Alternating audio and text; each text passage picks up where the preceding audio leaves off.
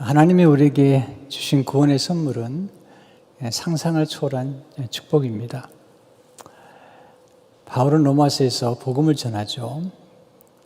그리고 이 복음이 얼마나 영광스러운지, 그리고 얼마나 복된 것인지, 이 복음 속에 담긴 이 선물이 얼마나 풍성한지에 대해서 말씀을 전하고 있습니다.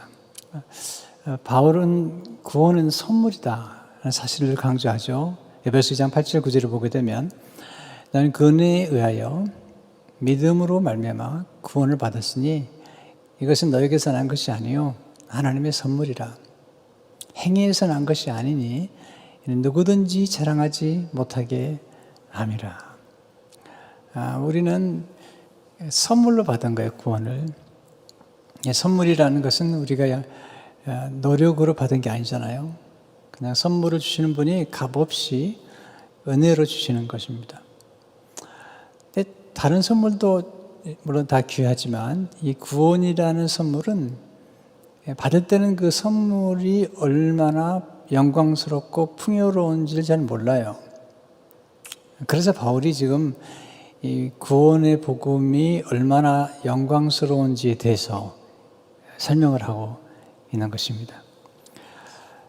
사도 바울이 이 복음이 주시는 하나님의 축복을 쭉 설명하는 중에 로마서 8장에 이르러서 이제 우리가 받은 복음 안에서 우리는 결코 정죄함이 없다 사실을 강조하고, 이제는 우리가 생명의 성령의 법 안에 있기 때문에 죄와 사망의 법 아래 있지 아니한다.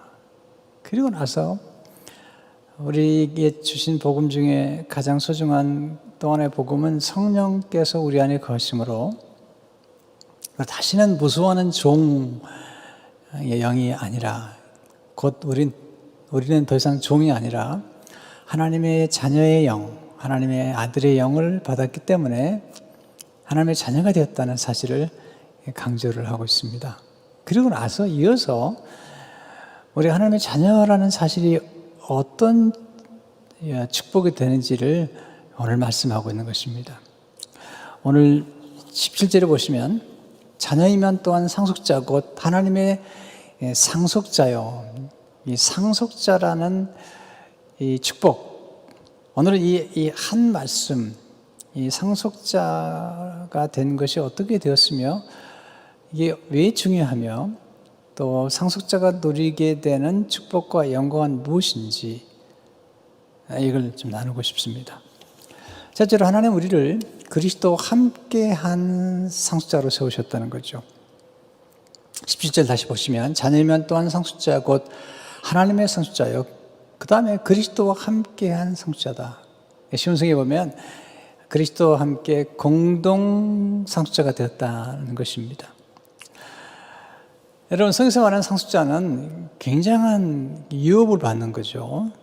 로마 시민권자들이 노예를 이렇게 자기 상속자로 잡을 때 그 상속자에게 모든 유업을 넘겨주는 것입니다. 곧 가문을 잇는 것입니다. 기업을 유업으로 받는 것입니다. 그런데 여기서 지금 사도 바울은 예수님과 함께 우리가 공동으로 상속자가 되었다. 조금 더 설명하면 예수님과 같은 위치에서 예수님과 같은 특권과 영광을 갖게 된 그런 상속자가 되었다는 사실을 강조하고 있습니다. 자, 그러면 여기서 우리가 먼저 이해해야 될 부분이 뭐냐면, 우리가 예수님과 함께 공동 상속자가 되었다면 예수님이 상속을 받으신 예수님의 상속자로서의 그 역할과 또 예수님이 그 상속자로 받게 된 유업은 뭔가, 또 하나님은 어떻게 부르셨는가를 먼저 아는 게 필요합니다.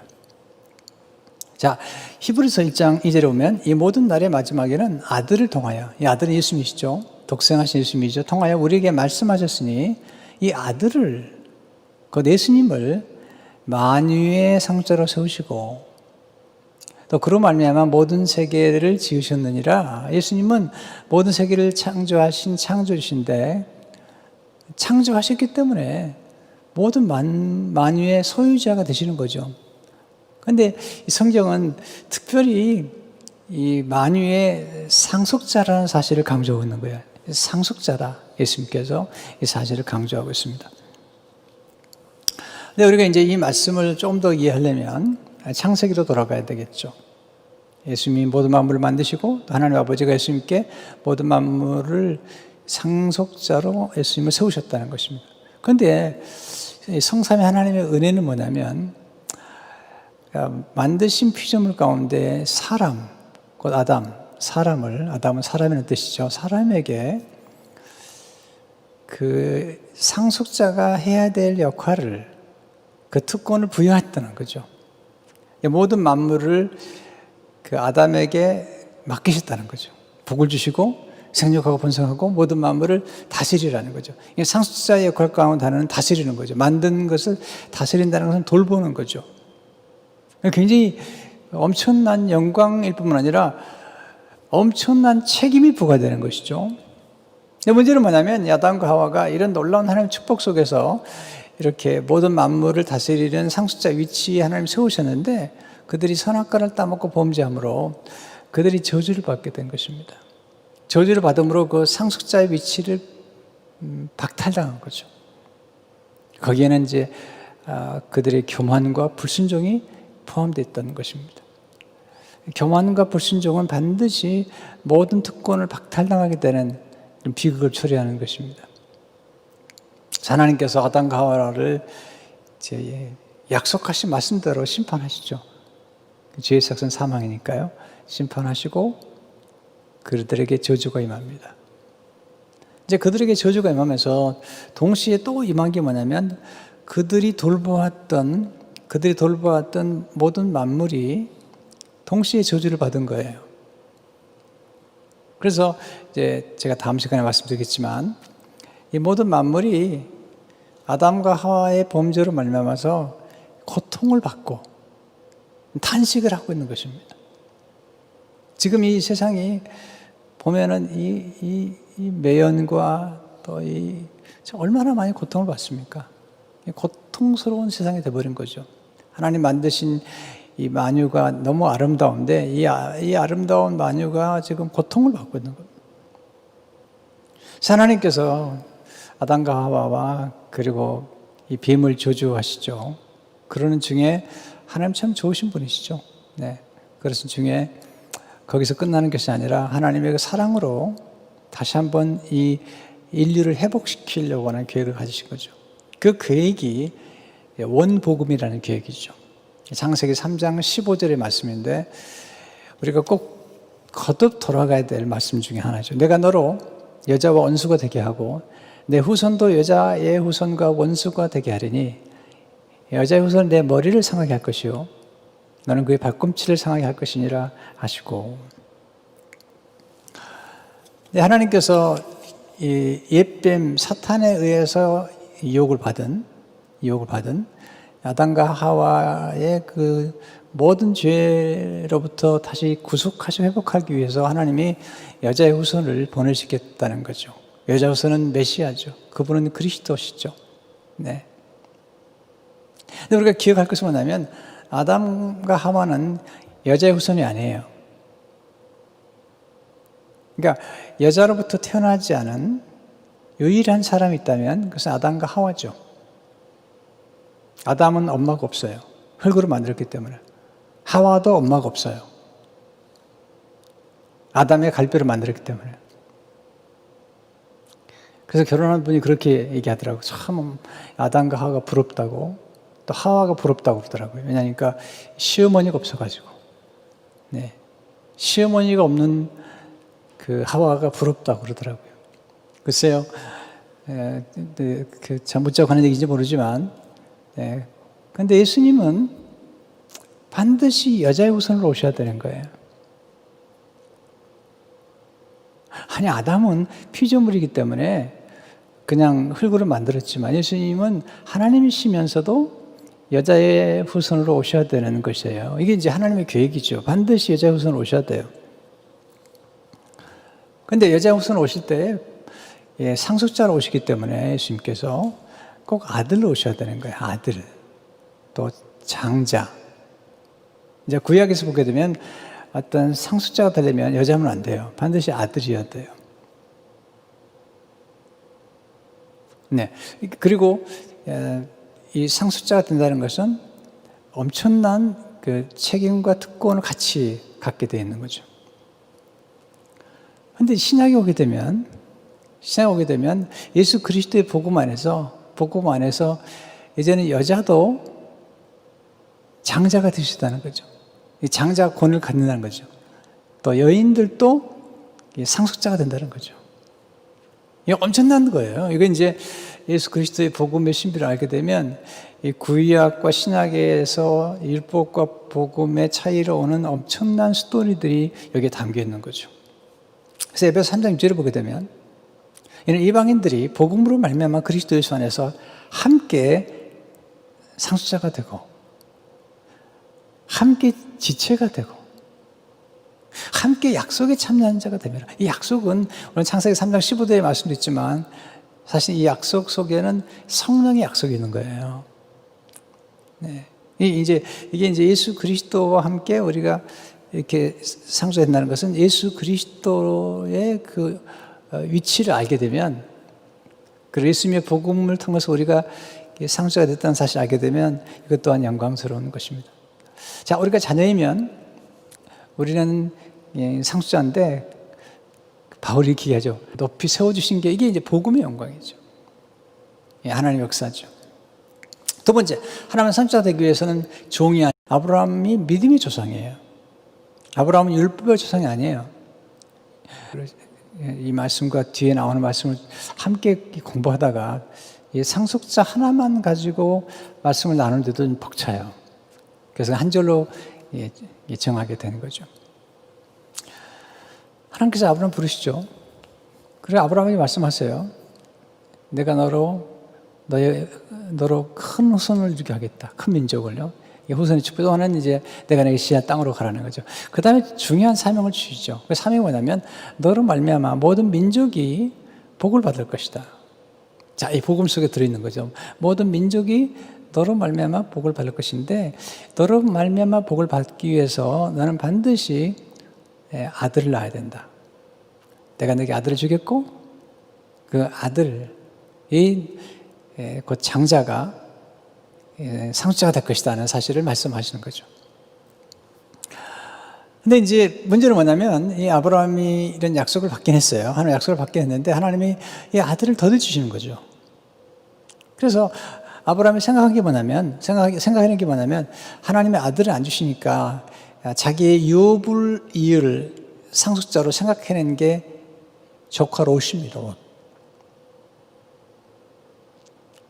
하나님은 그런 계획이 아니죠. 왜냐하면 조카는 상속자가 될 수 없는 거예요. 그래서 하나님께서 아브라함과 조카 롯이 헤어지게 만들잖아요. 여러분 성경 자세히 보시면요. 창세기 13장에서 아브라함과 조카 롯이 헤어질 때 하나님 너무 기뻐하세요. 기뻐하시면서 땅을 주겠다는 그 말씀과 함께 내 후손을 티끌처럼 많게 하겠다. 내 후손을. 롯이 아니라는 거죠. 아브라함의 후손을 티끌처럼 많게 하겠다 라고 말씀하세요. 그런데 이제 아브라함의 문제는 뭐냐면 이게 참 기다리기 어려워서 이제 15장에 가면 하나님께서 아브라함을 찾아나셔서 내가 너의 방패요 내 큰 상급이라고 말씀하세요. 아브라함이 하나님께 여쭤보죠. 하나님 내게 상급을 주겠다고요. 내가 원하는 건 한 가지밖에 없습니다. 내게 아들이 필요합니다. 아들 안 주시니까 내가 나의 충성된 종 엘리에셀을 나의 상속자로 삼겠습니다. 그렇게 말씀을 드려요. 창세기 15장 2절 3절을 보시면 아브라함이 이르되 주 여호와여 무엇을 내게 주시려 하나이까 나는 자식이 없사오니 나의 상속자는 이 다메섹 사람 엘리에셀이니이다. 아브라함이 또 이르되 주께서 내게 씨를 주지 아니하셨으니, 씨가 중요한 거예요. 씨를 주지 않았으니 이게 후손인데요. 이게 상속자인데요. 내 집에서 길린 자가 내 상속자가 될 것이니이다. 이 종을 상속자로 삼겠다는 거죠. 하나님께서 너 종을 안 된다는 것입니다.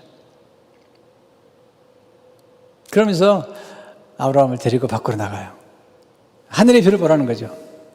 내가 반드시 약속한 대로 너의 자손 가운데 내 몸에서 날 아들을 통해서 하늘의 별처럼 십자가 약속한 땅에 티끌처럼 많은 후손을 주겠다는 거죠. 그리고 내 몸에서 날 씨가 천하 만민을 복되게 할 거라는 거죠. 그렇게 하나님이 약속을 하세요. 그랬더니 창세기 15장 6절에 아주 중요한, 우리가 복음을 이해하는데 아주 핵심이 되는 말씀을 주시는 거죠.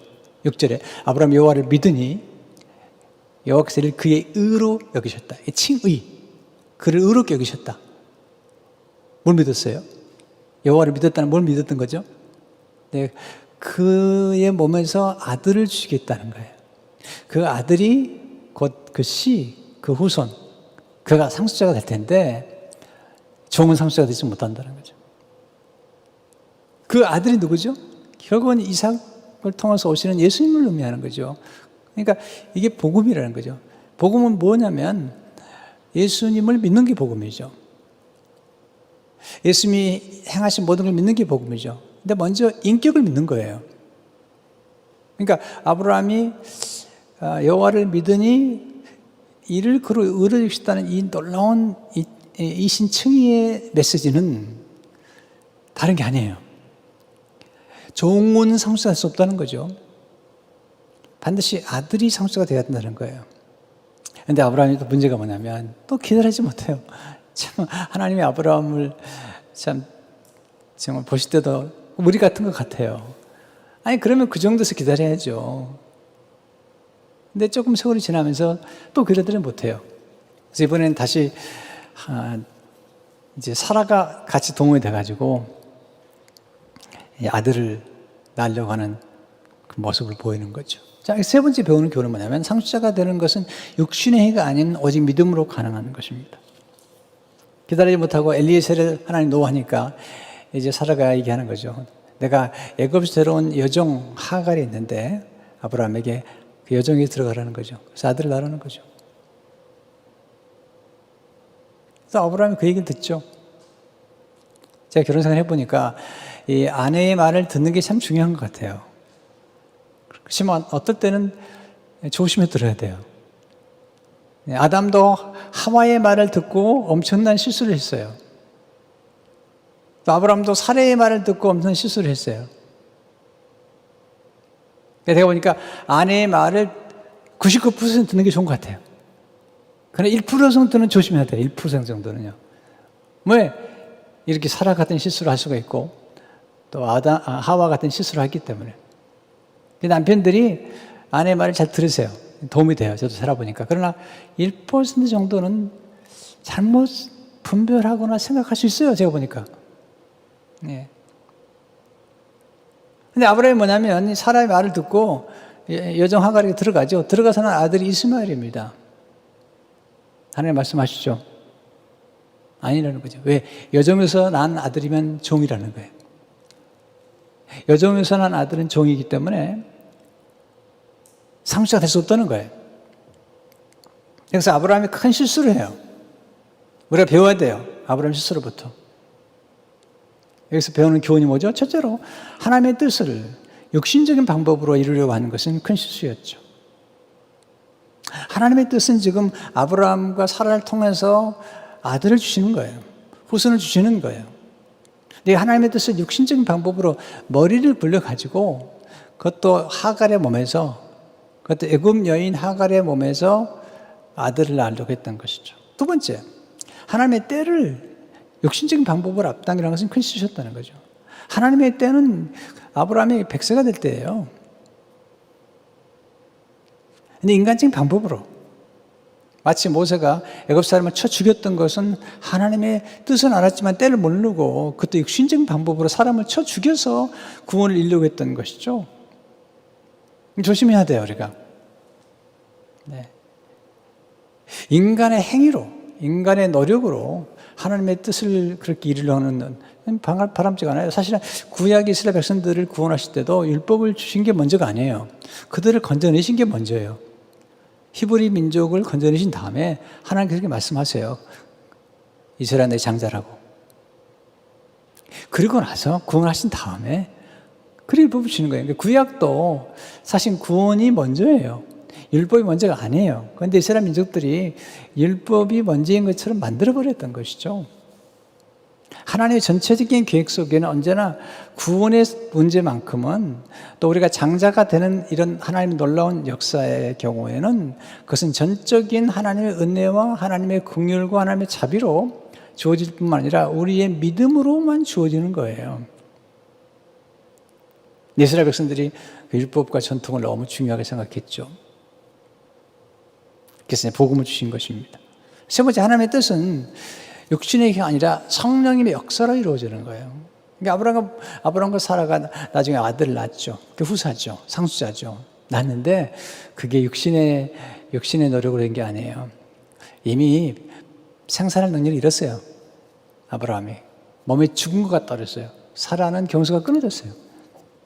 그러니까 하나님이 아들을 주신 건 초자연적인 역사로 주시는 거죠. 성령의 역사로. 예수님이 이 땅에 오실 때도 마찬가지잖아요. 성령을 잉태하신 것처럼 또 우리가 구원을 받는 것도 우리 행위가 아니라 하나님의 초원적인 성령의 역사로 말미암아 구원을 받고 본오긴 한 거죠. 자, 그래서 신약에 오게 되면 아브라함이 아주 재밌는 얘기를 하죠. 하갈과 사라를 이렇게 비유하고요. 이스마엘과 이삭을 비유합니다. 이스마엘을 율법으로, 인간의 행위로, 이삭은 하나님의 은혜, 그 복음으로 비유를 하는 것입니다. 그러니까 이스마엘은 인간의 노력으로 만들었어요. 이삭은 하나님의 은혜로 태어난 거예요. 이렇게 비유하면서 믿음이 얼마나 중요한가를 강조하고 있습니다. 이게 아브라함에 대해서 설명하면서 사도 바울이 이제 복음적인 삶을 경험했던 구약 인물 가운데 아브라함과 따웃을 드는데, 아브라함이 그가 복음을 미리 받았다는 거예요. 그리고 경험했다는 거예요. 이건 정말 충격적인 사건이죠. 그러면서 로마서 4장 2절 3절을 보게 되면, 만약 아브라함이 행위로서 의롭다 하심을 받았으면 자라날 것이 있으려니와 하나님께서는 없느니라. 성경이 무엇을 말하냐? 아브라함이 하나님 믿음에 그것이 그에게 의로 여겨진 바 되었느니라. 이게 창세기 15장 6절의 말씀을 얘기하고 있는 거예요. 아브라함도 거짓말하고 그가 훌륭한 사람이긴 하지만 그 행위로 구원받은 게 아니라는 거죠. 그가 의롭다 하심을 받은 것은 하나님께서 종이 아니라 너의 몸에서 날 자가, 내 씨에서 태어날 자가 곧 후사가 될 거라는 그 말씀을 믿었다는 거죠. 그래서 그가 의롭다움을 받았다는 사실을 강조하고 있습니다. 그러면서 갈라디아서 3장 8절을 보게 되면, 또 하나님이 이 이방을 믿음으로 말미암아 의로 정하실 것을 성경이 미리 알고 먼저 아브라함에게 복음을 전하되 이 모두 이방이 너로 말미암아 복을 받으리라 하느니라. 전 이 말씀을 참 충격적으로 읽었어요. 왜냐하면 아브라함이 예수님이 태어나기 전 2000년 전에 사는 사람인데, 아브라함이 복음을 하나님께서 아브라함에게 전했다는 거죠. 먼저 아브라함에게 전했다는 거죠. 이 복음이 누구죠? 예수님이시죠. 구약에서 예수님과 방불했던 인물이 누구냐면 멜기세덱이죠. 또 하나는 이삭 대신 죽었던 순양이죠. 그래서 예수님이 말씀하세요. 요한복음 8장 56절에 너희 조상 아브라함은 나의 때 볼 것을 즐거워하다가 보고 기뻐하느니라. 그래서 이제 예수 믿으면 아브라함과 함께 믿음의 조상이었던 아브라함의 후손이 되고 자손가 되고 우리는 아브라함의 복을 받는다는 것입니다.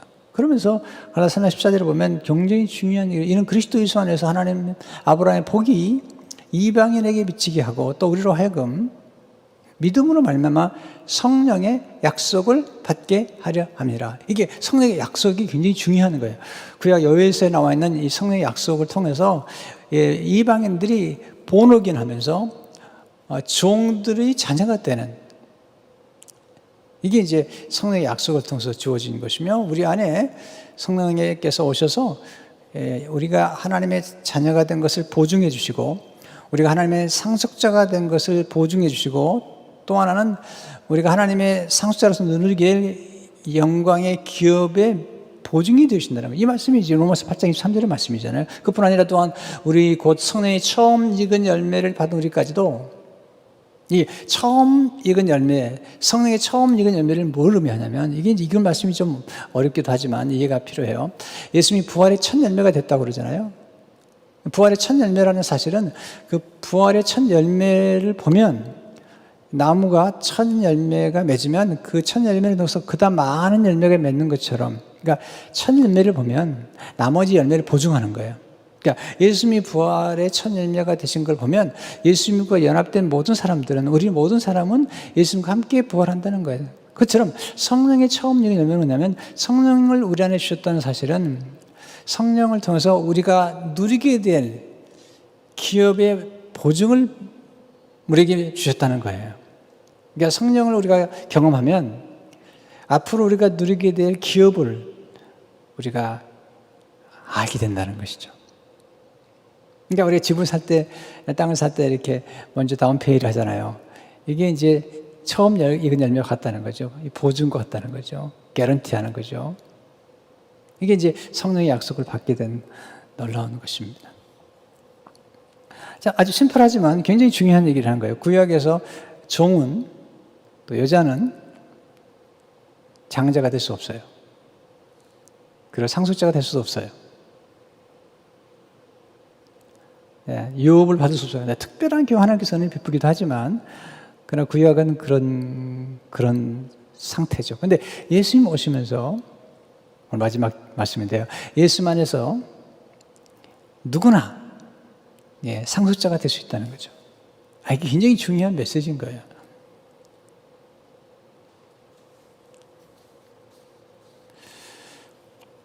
갈라디아서 3장 26절 28절을 보게 되면, 너희가 다 믿음으로 말하면 그리스도 예수 안에서 하나님의 아들이 되었으니 너희든지 그리스도와 합하기 위하여 세례를 받은 자는 그리스도로 옷 입었느니라. 너희는 유대인이나 헬라인이나, 보세요, 종이나 자유인이나 남자나 여자나 다 그리스도 예수 안에서 하나이니라. 이제는 예수님 안에서 누구나 다 장자가 되었다는 거예요. 이제는 종도 될 수 있다는 거예요. 구약도 나오잖아요. 원래 히브리도 오해들이잖아요. 근데 하나님 그들을 건져내셔가지고 그들을 장자로 삼은 거예요. 왜냐하면 종은 장자가 될 수 없는 거예요. 그래서 하나님께서 그들을 먼저 구원하신 거예요. 왜냐하면 바로 아래 있으면 종이에요. 바로 아래 있으면 노예예요. 그런 상속자 될 수 없는 거죠. 그들을 건져서 그들을 장자로 삼았어요. 출애굽기 3장에 보게 되면. 근데 삼으셨는데 그들이 그 역할을 잘 못한 거죠. 그러니까 하나님께서 그리스도 예수 안에서 우리를 선택하시고 이방인은 우리를 선택하셔서 이제는 하나님의 자녀가 되게 하시고, 그리고 우리를 하나님의 상속자가 되게 하시고 예수님과 함께 공동 상속자가 되게 하셨다는 사실이죠. 그게 놀라운 메시지예요. 네. 근데 이 상속자가 누구냐는 거예요. 이 상속자는 원래 약속했다는 거죠. 자, 하나님께서 이삭을 모리아산에 바치라고 아브라함이 명령하시잖아요. 근데 모리아산에 이삭을 바치죠. 그때 이삭 대신 하나님께서 순양을 예비하세요. 근데 하나님께서 아브라함의 순종을 보시고, 독생한 아들을 희생한 유일했던 구약의 인물 중 하나가 아브라함이에요. 이것은 왜 중요하냐면, 장차 하나님 아버지의 독생자를 희생하실 하나님 아버지의 그 십자가의 그 비밀을 먼저 경험했던 사람이 아브라함이기 때문에 나중에 아브라함과 하나님이 벗이 되죠. 친구가 되죠. 그게 뭐냐면 아들을 잃어버린, 아들을 상실한 경험을 했던, 사실 이삭이 하나님께 드려질 때 아브라함이 사실은 이미 아브라함의 마음속에 이삭은 죽었던 거예요. 모리아산에 올라가게 되는 이미 바쳤던 거예요. 하나님 앞에. 그 3일 동안의 기간 동안에 아브라함 마음속에 이삭은 죽었는데 모리아산에서 다시 부활한 거죠. 이게 이제 아브라함 생애 가운데 자꾸 이 복음과 부활의 역사가 계속 반복되는 것을 우리가 알 수 있는 것을 보게 됩니다. 근데 창세기 22장 17절 18절에 오게 되면 이렇게 말씀하시죠. 내가 내게 큰 복을 주고 내 씨가 크게 번성한, 이게 이제 아브라함에게 태어난 씨죠. 하늘의 별과 같고 바닷가의 모래가 같게 하리니 내 씨가 그 대적의 성문을 차지하리라. 또 내 씨로 말미암아 천하 만민이 복을 받으리니 이런 내가 나의 말을 주령하심이라 하셨다 하니라. 근데 이 사실 아주 사도 바울은 놀라운 기약이었기. 왜냐하면 이 씨가 복수가 아니라 단수라는 것입니다. 그래서 갈라디아 3장 10절에 오게 되면 이 약속들은 아브라함과 그 자손에게 말씀하신 것인데 여럿을 가리켜 그 자손들이라 하지 아니하시고 오직 한 사람을 가리켜 내 자손이라 하셨으니 곧 그리스도라. 그러니까 지금 아브라함이 받았던 약속 씨, 그 자손은 복수가 단손인데 그분은 그리스도라는 겁니다. 곧 그리스도를 통해서 이제 우리는 종이 아니라 엘리에서는 종이었기 때문에 상속 못했지만 신약의 우리들은 종도 그 당시에 종들이 많았잖아요. 노예가 많았잖아요. 종도 그리스도와 합하여 상속자가 되고 또 여인도 장자가 된다는 거예요. 여인도 상속자가 된다는 거죠. 여러분 복음을 제대로 이해하면 이 복음 안에서 주어진 남자와 여자가 하나라는 거예요. 그리스도 안에서. 네, 이건 복음이 주어진 혁명이에요. 요즘 자꾸 평등과 자유를 얘기하는데 진정한 평등과 자유는 그리스도 안에 있는 건데 평등과 자유는 사실 분리할 수 있는 게 아니에요. 진정한 평등과 자유는 그리스도 안에서 하나가 되는 거예요. 그리고 이 상수가 된다는 것은 영광과 함께 특권과 함께 책임이 막중하는 거죠.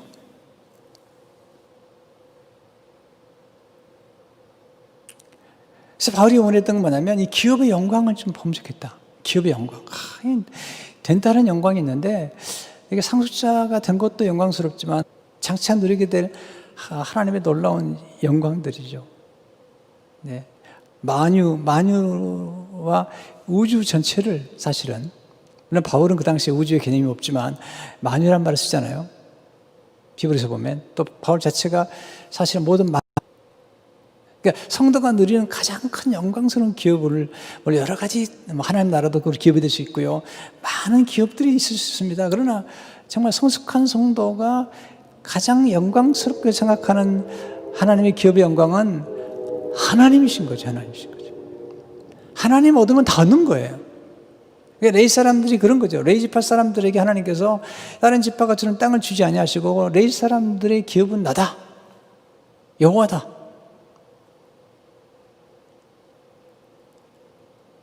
그들이 제사장이잖아요. 그리고 신약에 오게 되면 이제 우리가 제사장이 된 거예요. 마음 같은 제사장이 되기 때문에 우리가 누리게 될 가장 큰 영광스러운 기업의 피나클. 그것은 하나님이시죠. 그리스도시죠. 물론 우리가 그리스도와 함께 누리게 될 많은 특권과 기업의 영광들이 있지만 정말 성숙한 성도가 추구해야 될 가장 영광스러운 기업의 영광이 있다면 그것은 그리스도. 바울이 모든 걸 다 배설물 이기고 내가 그리스도를 아는 영광을, 그리스도를 얻는 것, 내가 그리스도 안에서 발견된 것, 이것이 가장 영광스럽다고 생각할 뿐만 아니라 그 다음에 메시지 나오는 거죠. 그게 뭐냐면 17 보세요. 자녀면 또한 상속자 곧 하나님의 상속자에 그리스도와 함께한 상속자니 우리가 그와 함께 영광을 받기 위해 고난도 함께 받아야 할 것이니라. 그래서 영광과 고난을 같이 말하죠. 왜냐하면 잘 들으세요. 이거 뭐냐면 지금 상속자의 영광의 극치는 그리스도를 닮는 거예요. 곧 그리스도를 얻는 거예요. 그러니까 우리 그리스도인들이 소망하고 바라야 될 가장 커다란 영광, 기업의 영광은 하나님 자신이라는 거죠. 그리스도 자신이라는 거죠. 그런데 우리가 고난을 통해서 예수님을 닮아가는 거예요. 이게 영광이라는 거예요. 이 영광스러운 것은 고난을 통해서 우리 이 땅에 살면서 질병이나 역경이나 시련이나 고통이나 이런 가난이나 또는 질고나 이런 여러 가지 고난, 갈등이나 배신이나 이런 음모나 이런 여러 가지 갈등을 통해서 우리가 경험하는 십자가를 통해서 우리가 경험하는 뭐냐면 그 영광스러운 기업의 본체 대신 예수님을 닮아간다는 거예요. 그래서 로마서 8장 29절의 말씀이 바로 이 말씀이에요. 하나 미리 아신 자들 또한 그 아들의 형상을 본받기 위해 미리 정하셨으니 이는 그런 많은 형제 중에 마다를 되게 하시는 여기서 그 아들의 형상을 본받는다는 것. 이게 참 헬라에 보니까 재밌어요. 이 형상을 본받는다는 게 함께 본받는 것. 본받는다가 헬라어는 딱 한 단어인데요. 본받기는 헬라어는 심몰포호스인데 이 앞에가 두 단어인데 하나는 뭐냐면 함께란 단어예요. 쉰이란 단어. 이 사도 바울이 로마서 8장에서 아주 많이 사용한 단어가 함께 상속하는데 여기서 본받는 것도 함께란 단어예요.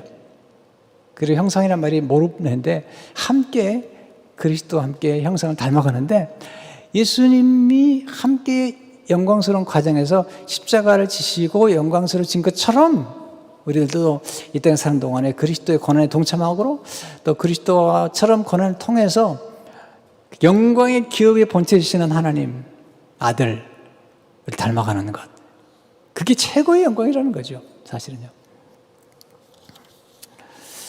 이런 영광을 별로 안 좋아하는 것 같아요. 그냥 갑자기 떼돈 벌고 뭐 권세를 얻고 그냥 뭐 그런 것만 좋아하시지. 그러나 그리스도인들이 정말 성숙하면, 물론 우리가 땅에 사는데 돈도 필요하고 권세도 필요하고 뭐 여러 개 필요하지만 우리 그리스도인들이 정말 어떤 신앙의 깊은 경지에 들어갈 수 있다면 바로 거기까지 가야죠. 고난, 아름다운 것입니다. 힘들지만. 이면서 목사님이 이렇게 얘기했어요. 14번 맞으면 14K가 되고요. 8번 두드려 맞으면 18K가 되고요. 24번 두드려 맞으면 24K, 즉 순금이 된다는 말처럼 우리나라는 아주 연단력이 있다는 것입니다. 우리 영광을 원하지만 고난 오지 않은데 사실 고난을 통과하지 않고 그리스도를 닮아가기 어려워요. 근데 고난을 통과할 때 순금처럼 빛나는 기업을 얻게 되는 거죠. 그 기업은 그리스도인 거죠. 예수님과 함께 상속자는 예수님과 함께 중보기도를 하는 데까지 들어가는 것입니다. 이게 결론의 말씀이죠. 로마서 8장 34절 보게 되면 누가 정죄하리요? 죽으실 뿐 아니라 다시 살아나시는 그리스도 예수시니 그는 하나님의 우편에 계신 자요. 그 다음에 말씀 중요해요. 원래 강구하시냐. 예수님이 하나님 우편에 계신다는 거죠. 성경이 굉장히 강조해요. 히브리서 1장 3절을 보게 되면 이는 하나님 영광의 광채시요 그 본체 형상이 그 능력의 말씀으로 만물을 붙드시며 그 다음에 죄를 정결하게 하는 일을 하시고 구속일을 하시고 높은 곳에 계신 지극히 크신 이의 우편에 앉으셨느니라. 그런데 성경에 보면 바울이 이렇게 얘기해요. 우리가 그 자리에 있다는 거예요. 에베소 2장 8절 5절을 보시면 5절을 보면 허물로 죽은 우리를 그리스도와 함께 살리셨고 너희는 그 은혜로 구원을 받은 것이라. 또 함께 이렇게 해서 그리스도에서 함께 하늘에 앉으셨다는 거죠. 자, 여기서 앉았다고 할 때 성경에 앉았다는 뜻은 세 가지 의미를 가져요. 첫째는 뭐냐면 첫째는 안식이에요. 예, 죄 문제를 해결하신 다음에 안식. 인간은 죄 문제가 해결되지 않기 전까지 안식되지 않아요. 두 번째는 다스림이죠. 통치, 보좌에 앉아서. 그리스도님과 함께. 세 번째로 뭐냐면 중보기도죠. 예수님 기도하신 것처럼. 그러니까 최고의 그 사역은 중보기도예요. 왜냐하면 우리가 천사들이 동원될 때 보면요. 천사들이 동원될 때 보면 기도하는 사람들에게 동원이 되잖아요. 근데 히브리서 1장 14절 보니까 놀라운 여식이 모든 천사들은 섬기는 영으로서 구원받을 상속자들을 위하여 섬기라고 보내십니다. 우리가 반드시 종이 돼서는 안 돼요. 반드시 상속자가 돼야 돼요. 왜냐하면 하나님께서 천사들을 동원시킨 이유는 구원받을 상속자들을 위해서 섬기라고 보는 거예요. 천사들은 우리의 기도의 대상이 아니에요. 우리가 경배의 대상도 아니에요. 오히려 천사들이 우리를 섬기라고 하나님 보내신 거라는 거예요. 우리는 굉장한 존재예요. 네. 하나님이 얼마나 위대하실 뿐만 아니라 하나님이 우리를 선택하셔서 우리를 위대한 존재로 만든 거죠. 구원받을 상처가 돼가지고 천사들이 우리를 섬기는 거예요. 이게 복음이에요. 자, 여기서 우리가 좀 자긍심을 가져야 됩니다. 정말 가난하다고 좀 또 어려움이 있다고 기죽지 말고 또 고난이 왔다고 좀 너무 부리죽지 마시고 복음 안에서 우리가 누구냐는 거예요. 하나님의 자녀라는 거죠. 복음 안에서 예수님과 함께 상속자가 되었다는 거죠. 이 땅에 사는 고난은요, 오래가지 않아요.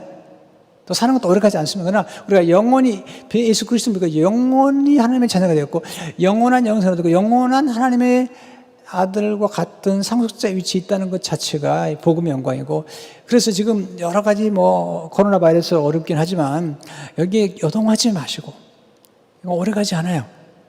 네. 벌써 여름이 왔잖아요. 반드시 사이클이 지나가는 거예요. 여기서 예수 그리스도의 복음 안에서 견고하게 서서 우리가 하나님의 아들이며 영생을 얻었으며 구원을 받았으며 그리고 하나님의 아들과 함께 공동 상속자가 됐다는 사실을 알고 긍지를 가지고 이제는 남자나 여자나 똑같아요. 네, 예수 안에서 다 우리는 장자권을 가졌고 예수 안에서 우리는 상속자가 됐다는 사실을 기억하면서 복음이 주는 영광을 기억하고 또 우리도 그런 축복을 날마다 경험하고 이 복음을 전하는 우리 모두가 되기를 주의 이름으로 축원합니다. 하나님 아버지 감사합니다. 오늘 주의 말씀으로 우리를 일깨워 주시고 복음의 영광을 보게 하셔서 감사합니다. 이 말씀으로 우리가 양식을 삼고 그리스도 예수 안에서 받게 된 영광스러운 축복과 그 은혜를 기억하도록 역사해 주옵소서. 예수 이름으로 기도하옵나이다. 아멘.